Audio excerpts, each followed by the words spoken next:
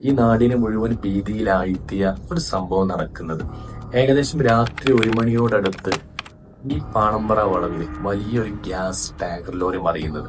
ഒരൊറ്റ നിമിഷം കൊണ്ട് ഒരു നാട് മുഴുവൻ കത്തിച്ചാമ്പലാകുമായിരുന്ന സങ്കീർണമായിട്ടുള്ള നിമിഷങ്ങൾ. രാമനാട്ടുകര മുതൽ ഒരൊറ്റ ഹോട്ടലിലെ കിച്ചണിൽ പോലും, വീടുകളിലെ അടുക്കളയിൽ പോലും ഒരടുപ്പോ ഗ്യാസോ പോലും കത്തിക്കാൻ പറ്റാത്ത അവസ്ഥ.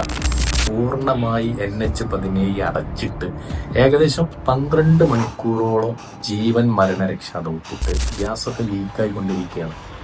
പോരാത്തതിന് തൊട്ടടുത്ത് ചേളായിലെ ഗ്യാസ് നിർമ്മാണ ഫാക്ടറി ഉണ്ട്. വെറും ഒരു തീപ്പൊരി മതി ഏകദേശം മലപ്പുറം ജില്ലയുടെ ഒരു ഭാഗം പോലും കത്തിയമർന്നില്ലാതാവും. പുലർച്ചെ 2 മണി 3 മണിയോടൊക്കെ അടുത്ത് ഞങ്ങളുടെയൊക്കെ ചുറ്റുമുള്ള വീടുകളിൽ നിന്നൊക്കെ എല്ലാവരെയും ഒഴിപ്പിക്കുന്നൊരവസ്ഥ. വീടോ മറ്റോ വിലപിടിപ്പുള്ള സാധനങ്ങളൊന്നും നോക്കാതെ ജീവൻ കൊണ്ട് കിട്ടിയതെടുത്ത് ഓടി രക്ഷപ്പെട്ടതൊക്കെ ഇന്നും മായാത്ത ഓർമ്മകളാണ്. നല്ല രീതിയിൽ ഗ്യാസ് ലീക്ക് ഉള്ളതിനാൽ ഒരു രക്ഷയുമില്ല എന്ന് ബന്ധപ്പെട്ട ഒരു വിധി എഴുതിയ നിമിഷങ്ങളിലാണ്